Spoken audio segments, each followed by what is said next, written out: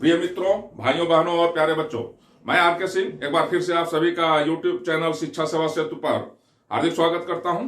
आप सभी का अभिनंदन है। जैसा कि मैंने पिछले वीडियो में मेसोपोटामिया की सभ्यता अर्थात सुमेर की सभ्यता पर चर्चा की प्रक्रिया में वीडियो की अवधि लंबी होने के कारण कुछ बिंदुओं पर चर्चा करने से हम वंचित रह गए थे। तो जो छूटे हुए बिंदु थे और पहलू थे उन पर सर्वप्रथम मैं चर्चा करूंगा। उसके बाद मिस्र की सभ्यता और ईरान की सभ्यताओं पर भी मैं फोकस करूंगा। तो मैं आपको पुनः सुमेर की सभ्यता की ओर लिए चलता हूं, जिसका काल 3500 वर्ष ईसा पूर्व से लेकर 550 वर्ष ईसा पूर्व है। इस पूरी अवधि में लगभग 3500 वर्ष ईसा पूर्व से लेकर 2200 वर्ष ईसा पूर्व तक मूल सुमेरियन सभ्यता फली फूली थी और 2200 वर्ष ईसा पूर्व के आसपास अकदियन जनजाति के लोग जो अक्कद के रहने वाले थे, उनका इस पूरे क्षेत्र पर अधिकार होता है। किंतु ये सुमेरियन सभ्यता के तत्वों के वाहक बने रहते हैं और 2200 वर्ष ईसा पूर्व से लेकर लगभग 1800 वर्ष ईसा पूर्व तक अकदियन लोगों का इस मेसोपोटामिया, जिसे दक्षिणी मेसोपोटामिया कहते हैं, और कुछ आसपास के भागों पर इनका अधिकार रहता है। और 1800 या 1750 वर्ष ईसा पूर्व के आसपास बेबीलोन एक क्षेत्र था, बेबीलोनिया के लोगों का इस पर प्रभाव पड़ता है और 1750 वर्ष ईसा पूर्व के आसपास बेबीलोनियन सभ्यता का विकास होता है और यूफ्रात नदी के बाएं तट पर इनके द्वारा विश्व का पहला बड़ा राजधानी नगर बेबीलोन स्थापित किया जाता है, जो इनके मूल निवास क्षेत्र के नाम पर रखा गया था। और बेबीलोनियन लोगों का जो शासन था वो लगभग 1750 वर्ष ईसा पूर्व से लेकर 1400 या 1350 वर्ष ईसा पूर्व तक रहा। इनके बाद फिर असीरियाई भाषा बोलने वाले जनजाति लोगों का जो उत्तरी इराक के आसपास के क्षेत्रों में रहते थे, इनका इस क्षेत्र पर प्रभाव बढ़ता है और लगभग 1350 या 1300 वर्ष ईसा पूर्व से लेकर 8वीं सदी ईसा पूर्व 8वीं सदी तक इनका यहाँ पर प्रभाव होता है, शासन होता है। और असीरियाई लोग तकनीकी और अभियंत्रण के क्षेत्र में बहुत ही ये उच्च कोटि के होते हैं। और पुनः इनके बाद लगभग ईसा पूर्व 8वीं सदी में 8वीं सदी ईसा पूर्व पुनः बेबीलोन पर एक और क्षेत्र के लोगों का प्रभाव पड़ता है और वहां पर फिर से एक बार बेबीलोन के प्रभाव का उदय होता है और पुनः एक बार बेबीलोन का राज्य स्थापित होता है, सभ्यता स्थापित होती है। तो ले दे करके सुमेरियन लोगों के बाद जितने लोगों का इस क्षेत्र पर अधिकार होता है, प्रभाव होता है, उनकी सभ्यताओं का विकास होता है, वो सभी के सभी लगभग 550 वर्ष ईसा पूर्व तक सुमेरियन सभ्यता के जो तत्व थे, सांस्कृतिक हो, सामाजिक हो, राजनैतिक हो, आर्थिक हो, उनके ये वाहक बने रहे।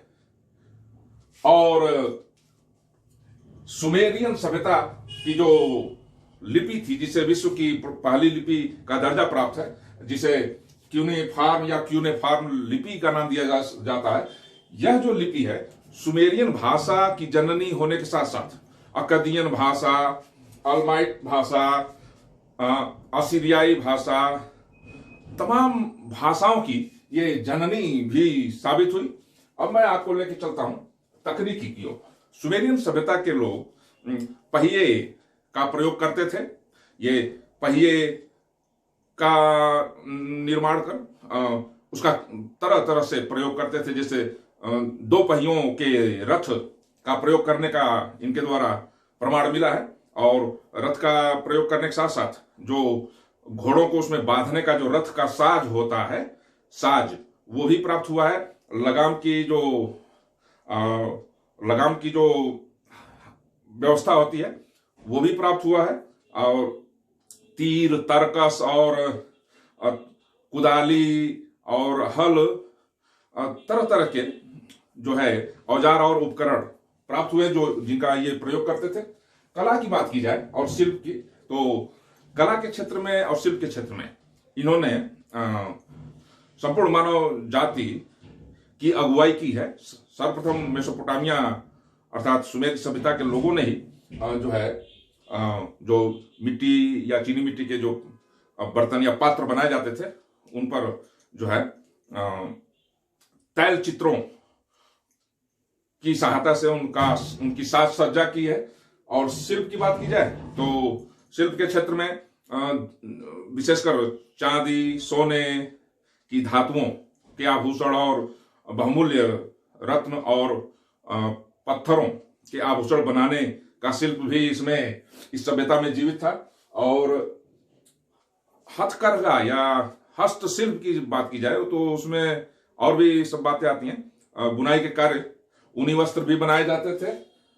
और इनकी अर्थव्यवस्था में लेन देन का जो विनिमय का, वस्तुओं के आदान प्रदान की जो व्यवस्था थी, उसमें जौ और चांदी में से किसी एक को, सर्वप्रथम जौ को जो है वस्तुओं के साथ विनिमय या लेन देन करने या अदला बदली करने के लिए उसकी एक निश्चित मात्रा को फिक्स किया गया था। तब कुछ समय बाद जो है चांदी को भी वस्तुओं के लेन देन या विनिमय अर्थात अदला बदली की जो व्यापारिक आरंभिक व्यवस्था थी इनकी, उसको भी फिक्स किया था। अर्थात कुल मिलाकर जौ और चांदी के फिक्स्ड रेट, तय दर पर जो है वस्तुओं का ये लेन देन करते थे और इनका व्यापार फला फूला। अब यहां पर मैं बता दूंगा अकीतु जो है सुमेरियन सभ्यता अर्थात सुमेर मेसोपोटामिया की सभ्यता के लोगों का एक नव वर्ष मनाए जाने से संबंधित एक त्योहार था, या इसको ये लोग नव वर्ष के नाम से जानते थे। और प्रतिवर्ष ये इस त्योहार का आयोजन करते थे। और इस त्योहार की विशेषता ये थी कि जिस दिन नव वर्ष का त्योहार मनाया जाता था उस दिन सुमेरियन क्षेत्र या सुमेर क्षेत्र के जितने भी नगर राज्य थे उनमें से किसी एक नगर राज्य के किंग को अर्थात लुगल को उसका अध्यक्ष चुना जाता था। और इस वार्षिक आयोजन का जब से आरंभ हुआ और उनमें किंग्स को यानी राजाओं को अध्यक्ष चुने जाने की जो प्रक्रिया आरंभ हुई, उसमें पहले चुने गए राजा से आरंभ करके इन्होंने काल गणना की प्रक्रिया भी आरंभ की थी। वहीं से ये काल गणना करना इन्होंने शुरू भी किया था। और बाइबिल का सुमेरियन नगर उर, आपको मैं बता दूं, ये उर है जो नगर राज्य था इस सुमेर क्षेत्र का, इसका बाइबिल में उल्लेख है। बाइबिल में इस बात का उल्लेख है कि ये जो इराक की दोनों नदियों यानी टिग्रिस और यूफ्रात के मुहाने के आसपास स्थित था। यहीं पर अब्राहम नाम का व्यक्ति पैदा हुआ था जिसे मुस्लिम धर्म, ईसाई धर्म और यहूदी धर्म का से जोड़कर देखा जाता है। ऐसे तीन धर्म जो एकेश्वरवाद में या मोनोएथिटिक दृष्टिकोण को अपनाने वाले मुस्लिम धर्म, ईसाई धर्म और यहूदी धर्म, तीनों ही धर्मों का अब्राहम से जो है नाता है, रिश्ता है। उस अब्राहम का संबंध उर से बताया गया है बाइबिल में।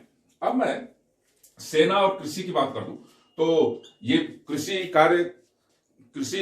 कार्यों में जो है खजूर, तिलहन, सरसों, मसूर, काबुली चना, गेहूं, जौ, हरी प्याज और प्याज की किस्म की अन्य वनस्पतियां जो सलाद के रूप में प्रयोग में लाई जाती थी आदि का ये जो है खेती करते थे। हाँ, धान की खेती किए जाने के इस सभ्यता में अभी तक प्रमाण नहीं प्राप्त हुए हैं। धान की खेती किए जाने का जो प्राचीनतम साक्ष्य है वो भारतीय उपमहाद्वीप अर्थात भारत में और चाइना में ही देखने को मिलता है। अब हम सेना की बात करेंगे। सुमेर क्षेत्र में जितने भी नगर राज्य थे उनकी नगर व्यवस्था उनकी सुरक्षा और नगर राज्यों के आपसी संघर्ष को देखते हुए हर नगर राज्य अपनी एक सेना या आर्मी जिसको कह सकते हैं मिलिट्री का गठन किए हुए था। तो इन सभी विशेषताओं पर चर्चा के बाद अब मैं आपको बता दूं कि ये जो सुमेर की सभ्यता थी, इसने आसपास के क्षेत्रों में वास करने वाले लोगों में भी सभ्यता के तत्वों का विकास किया। जैसे यहां आप देख सकते हैं इराक यानी दक्षिणी मेसोपोटामिया, ये जो है इसके पूर्व में ये जो ईरान क्षेत्र है, यहां ईरान में यहां पर आप देख सकते हैं ये वर्तमान इलम जो है प्रांत है, यहां पर इलम या एलम भी कह सकते हैं। यहां पर ईरान की पुरानी सभ्यता फली फूली, जिसे हम एलम की सभ्यता या इलम की सभ्यता या सुसैनियन सभ्यता के नाम से जानते हैं। ये लगभग 2800 वर्ष ईसा पूर्व से लेकर 550 वर्ष ईसा पूर्व तक अस्तित्व में रही और इनकी जो पहली जो इनकी प्रशासनिक इकाई थी वो जो है सूसा में थी, इसीलिए इनको जो है सुसैनियन सभ्यता भी नाम दिया जाता है या सूसा की सभ्यता।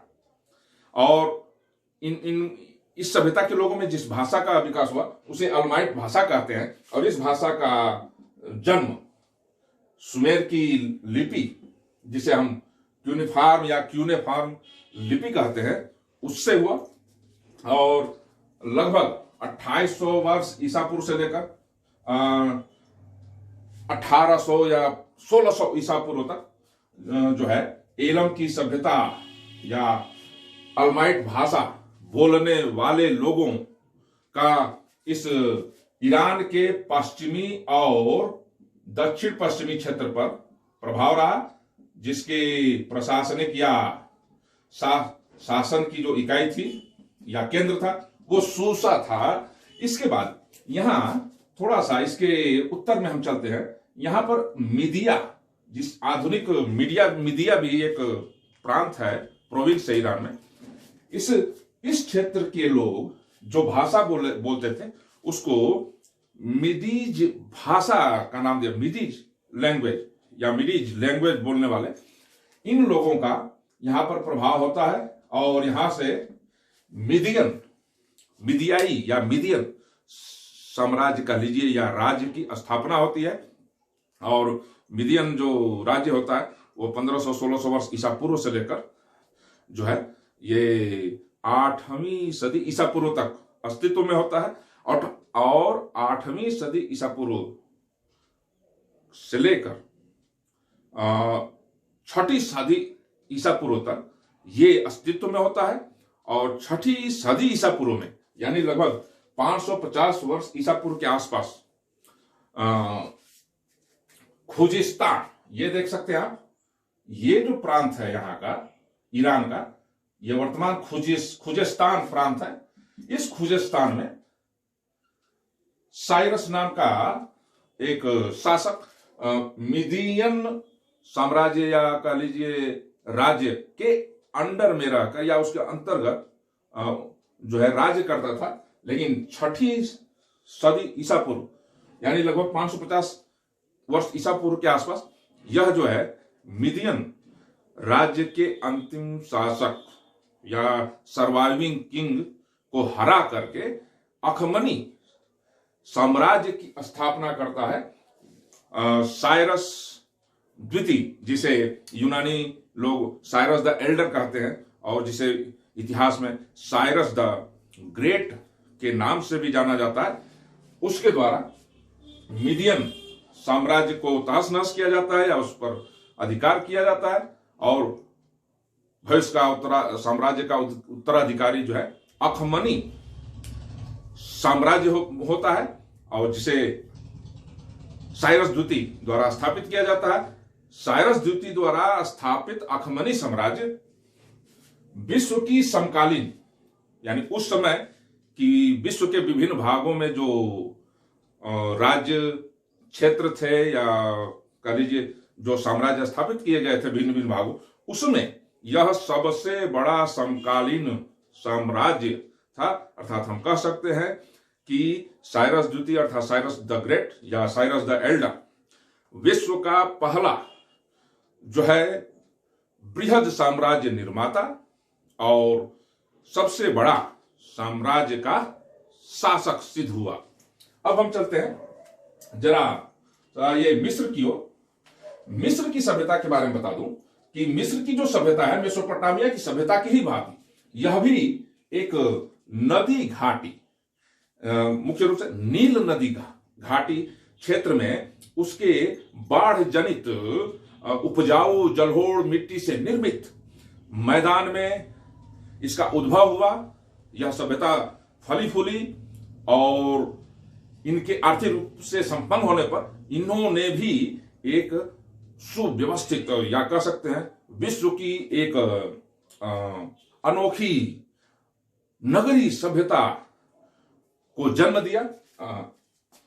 लगभग 5500 वर्ष ईसा पूर्व के आसपास यहां पर ये रेगिस्तानी क्षेत्र है, ये रेगिस्तानी क्षेत्र है। तो माना जाता है कि 6000 वर्ष ईसा पूर्व या 5500 वर्ष ईसा पूर्व यहां पर एक बदरी नाम का स्थान है दक्षिणी मिस्र में या इजिप्ट में।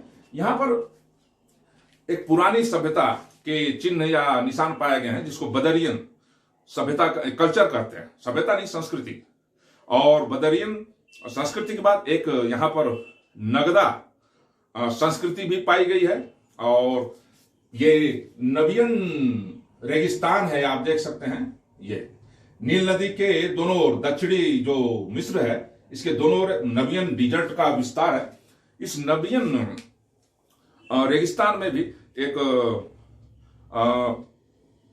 मिस्र की सभ्यता से पूर्व एक संस्कृति का विकास हुआ है जिसको कर्मा संस्कृति के नाम से जाना जाता है। और यह जो संस्कृति थी यह नबियन जनजाति के लोगों की एक संस्कृति थी। तो कुल लेकर मेरा कहना है कि मिस्र की सभ्यता के उदय होने के पूर्व जो संस्कृतियां इधर उधर अस्तित्व में थी, वही इन रेगिस्तानी भागों में जलवायुवीय परिवर्तन के कारण कृषि उपज के जो लक्ष्य निर्धारित किए गए थे इनके द्वारा उसको प्राप्त करने में कठिनाई के कारण अब ये लोग नील नदी के घाटी क्षेत्र की ओर बढ़ते हैं और लगभग 3000 वर्ष ईसा पूर्व के आसपास यह जो है यहां पर वैज्ञानिक और तकनीकी ढंग से कृषि कार्यों को करते हैं और कृषि में पर्याप्त अधिशेष बच जाने के कारण लगभग 3000 वर्ष ईसा पूर्व के पहले की बात है। ये कृषि उपज में पर्याप्त अधिशेष बच जाने के कारण ये तमाम व्यवसायों को अपनाते हैं और इनका विनिमय के आधार पर तमाम आंतरिक व्यापार होता है। और दूर स्थित भागों से, विश्व के दूर स्थित भागों से, यहां देख लीजिए इसको, ये लेबनान है, ये यरूशलेम है, ये जॉर्डन, तमाम भागों से टर्की और यहां तक कि ये जो यूनान है, ग्रीस, यहां तक ये जो है व्यापार करते हैं और आर्थिक रूप से समृद्ध होने के कारण ये यहां के जो शासक हैं स्थापत्य का एक अनोखा नमूना प्रस्तुत करते हैं। यहाँ के जो पिरामिड बने हुए हैं शंकु की आकृति के, जो वास्तव में यहाँ के शासकों जो फराह कहलाते थे उनमें कब्र बनी हुई है और उनके रानियों की भी कब्र है।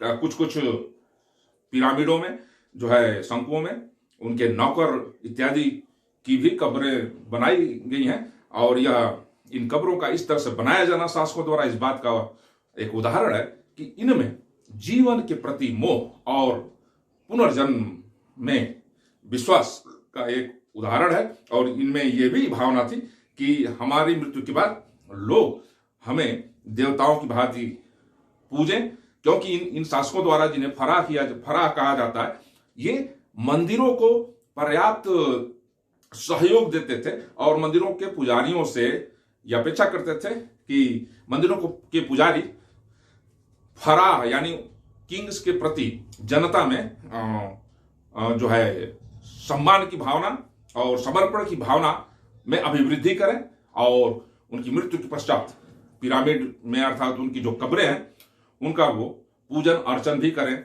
एक देवता की भांति। तो अब हम चलते हैं मिस्र की सभ्यता की क्या क्या विशेषताएं थी जरा हम जान लेते हैं। यह जो सभ्यता है अपने चरम पर, इसका जो चरम काल है वो 3000 वर्ष ईसा पूर्व से लेकर लगभग 1000 वर्ष ईसा पूर्व है। यद्यपि इस सभ्यता के जो निशान है वो 550 वर्ष ईसा पूर्व तक भी जाते हैं।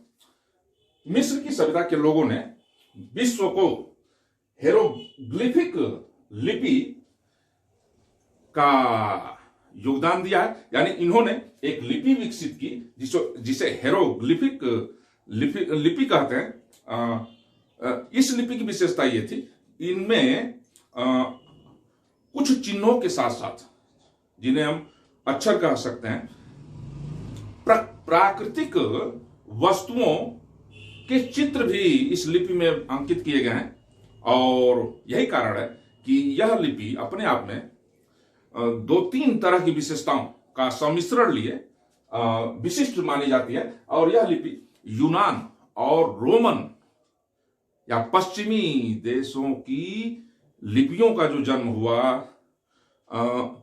अल्फाबेट्स का जो जन्म हुआ, उसकी जननी भी मानी जाती है। ये जो फराह होते थे, यहाँ जो तमाम राज्य होते थे, ये मिलिट्री भी रखते थे। इन्होंने मिस्र की सभ्यता ने खगोल शास्त्र, गणित और विशेषकर चिकित्सा और मेडिसिन के क्षेत्र में प्रयोगात्मक प्रगति की थी। यही कारण है कि मिस्र की सभ्यता के लोगों द्वारा जो पिरामिड बनाए गए हैं, यानी शासकों की जो कब्र उसमें बनाई गई है, उसमें जो है विशेष रसायनों द्वारा मृत राजाओं के शरीर का लेप करके ताबूतों में ममीज में सुरक्षित रखा गया, जिन्हें आज की भाषा में ममी कहते हैं। तो यहाँ का चिकित्सा विज्ञान, औषधि विज्ञान और रसायन विज्ञान उन्नति के शिखर पर था, जिसका हमको प्रमाण यहाँ के पिरामिडों में स्थित कब्रिस्तान में जो ममीज पाई गई हैं उसमें देखने को मिलता है। और यहाँ पर मिस्र की सभ्यता मंदिरों के लिए भी ख्याति प्राप्त है। यहाँ जो है मंदिरों के साथ साथ, पिरामिड के साथ साथ गूढ़ रहस्यमयी व्यक्तियों की मूर्ति बनाई गई है, जिसमें मानव का जो ऊपरी भाग है, सिर, वो बनाया गया है और नीचे जो है शेष भाग एक शेर की आकृति का है और उस आकृति के दाएं और बाएं पहलुओं में जो है ईगल यानी बाज के पंख या गरुड़ के पंख को भी दर्शाया गया है। और माना जाता है कि ये जो स्थापत्य है, ये जो मूर्तियां स्थापित की गई हैं, जिसमें सिर मानव का है, शेष धड़ जो है एक बैठे हुए शेर के बैठी हुई मुद्रा में प्रदर्शित शेर और उसके दोनों ओर गरुड़ के पंख दर्शाए गए। यह गूढ़ व्यक्ति और रहस्यमयी व्यक्ति के हो सकते हैं, जो मिस्र की सभ्यता के लोगों की एक ऐसी आस्था, ऐसे व्यक्तित्व में आस्था के प्रदर्शन का एक बढ़िया प्रमाण है। इनको स्फिंक्स भी बोलते हैं अंग्रेजी में, जैसे ये पिरामिड बोलते हैं शंकु को। लकड़ी के तख्तों से बने नाव या जहाज के ये आविष्कारक माने जाते हैं। जैसा कि मैंने मेसोपोटामिया की सभ्यता में चर्चा की थी कि ये लकड़ी की नाव का प्रयोग करते थे, लेकिन वो जो लकड़ी के नाव का प्रयोग करते थे वह आदिम प्रकृति की था।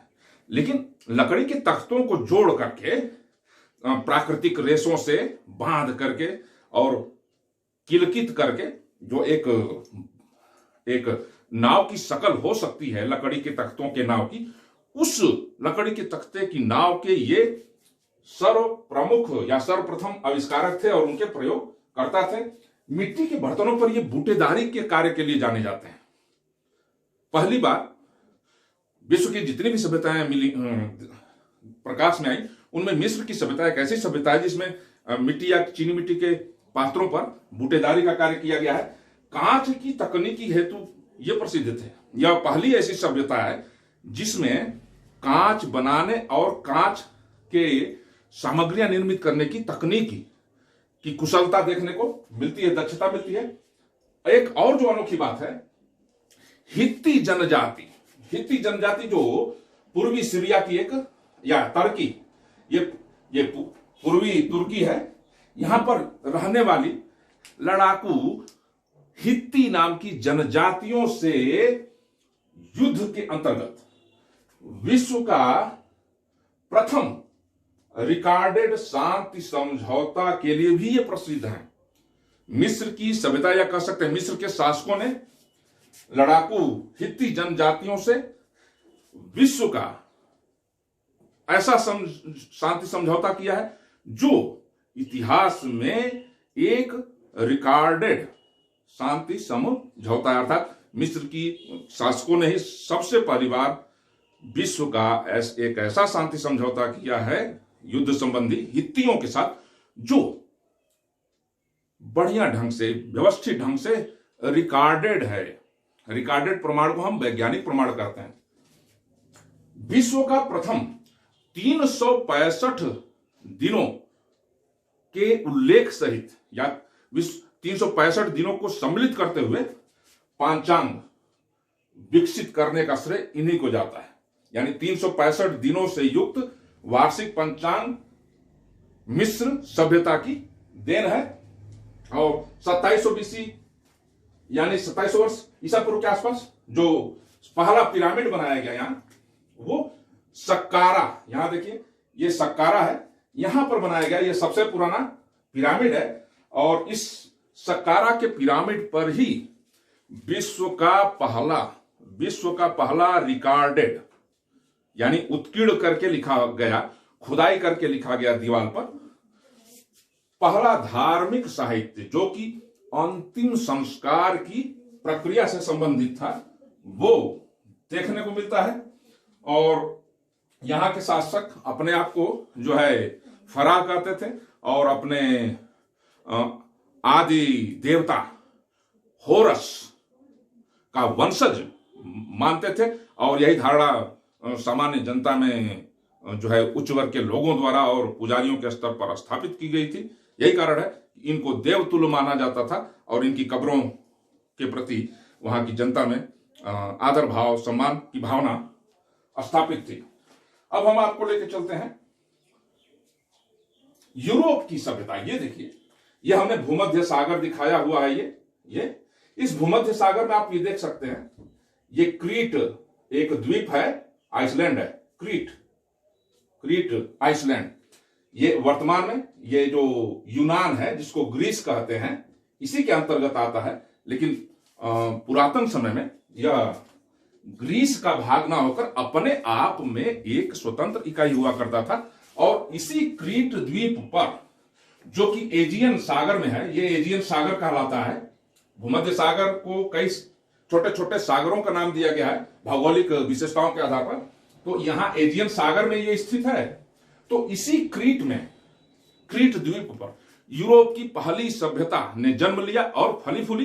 यही कारण है कि यूरोप की पहली सभ्यता को क्रीट की सभ्यता या एजियन या मिनोअन सभ्यता के नाम से जाना जाता है।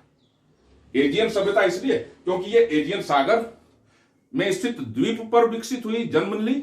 और क्रीट सभ्यता इसलिए क्योंकि यह क्रीट नाम के द्वीप पर इसका उदय हुआ, फली फूली। और मिनोअन सभ्यता इसलिए कहते हैं क्योंकि यूनानी लोगों में जो विश्वास है, जो एक परंपरा से विश्वास है, वो उसके अनुसार मिनो नाम का पहला शासक हुआ इस क्रीट सभ्यता का। उसी के नाम पर इसे जो है मिनो किंग के नाम पर मिनोअन सभ्यता भी नाम दिया गया। अब ये ख्याति प्राप्त क्यों है, यहां देखिए, इसका जो काल जा होता है, ये लगभग 2700 वर्ष ईसा पूर्व से लेकर 1450 वर्ष ईसा पूर्व तक ये सभ्यता अपने अस्तित्व में रही, फली फूली। यूरोपा, यूरोपा एक नाम जुड़ा हुआ है यहां से। ये माना जाता है वहां यूनान की एक मिथिकल जो विश्वास है वहां का, जो एक परंपरा से जो उसमें विश्वास जनता में स्थापित है, उसके अनुसार इस क्रीट की पहली रानी यूरोपा थी, क्वीन थी। इसी यूरोपा का पुत्र हुआ मिनो या मेनोस, मेनोस कह सकते हैं आप। इसी के नाम पर इस सभ्यता का नाम मिनोन सभ्यता पड़ा। और इसकी माता यूरोपा, जो इस क्रीट द्वीप पर विकसित और जन्मी यूरोप की पहली सभ्यता की रानी थी, इसके नाम पर संपूर्ण द्वीप का महाद्वीप का, इस महाद्वीप का नाम यूरोप रखा गया। इस महाद्वीप का नाम यूरोप रखा गया। ओके, विशेषताएं क्या थी यहाँ की क्रीट की सभ्यता की? क्रीट की सभ्यता की विशेषताएं थी कि यहां पर पत्थर के भवन निर्माण जो अपने आप में विस्मयकारी है और आश्चर्यजनक है। यहां पर जो पत्थर के भवन बनाए गए हैं वो महल नुमा है और 4 स्टोरीज, यानी जिसमें 4 मंजिल आप कह सकते हैं, 4-4 मंजिला इमारतें यहां पर खड़ी की गई हैं। और ये सभ्यता महलों, भवनों और अन्य स्मारकों की दीवारों पर चित्रकारी और पेंटिंग के लिए प्रसिद्ध है। इस सभ्यता का जो अंत हुआ लगभग 1600 वर्ष ईसा पूर्व के आसपास होता है। आप ये देख सकते हैं, ये जो है यूनान है, यूनान की मुख्य भूमि इसको कहा जाता है। यह एक पेनिनसुला है, पेनिनसुला। और इस यूनान की मुख्य भूमि पर एक सभ्यता जो क्रीट की सभ्यता के आकार लेने के कुछ समय बाद यहां इसका जन्म हो चुका था, उसको माइसिनियन सभ्यता कहते हैं। और इस माइसिनियन सभ्यता के लोग इस क्रीट द्वीप पर लगभग 1600 वर्ष ईसा पूर्व के आसपास यहां पर ये आते हैं और यहां पर ये अपना प्रभाव जमाते हैं। और यहीं से लगभग 1450 वर्ष ईसा पूर्व के आसपास क्रीट की सभ्यता का अंत हो जाता है। और ये लगभग माइसिनियन सभ्यता के लोग इस द्वीप पर 1100 वर्ष ईसा पूर्व तक इनके उपस्थिति के निशान या साक्ष्य मिलते हैं। 1100 वर्ष ईसा पूर्व के बाद इस क्रीट द्वीप पर सभ्यता के निशान नहीं पाए जाते, इसलिए क्योंकि माना जाता है कि माइसिनियन सभ्यता के लोग, जो कि यूनान की मुख्य भूमि की एक सभ्यता थी, यहां के लोगों के इस पर आक्रमण और भविष्य में यहां पर ज्वालामुखी विस्फोट होने के कारण, ज्वालामुखी के सक्रिय होने के कारण यह सभ्यता जो है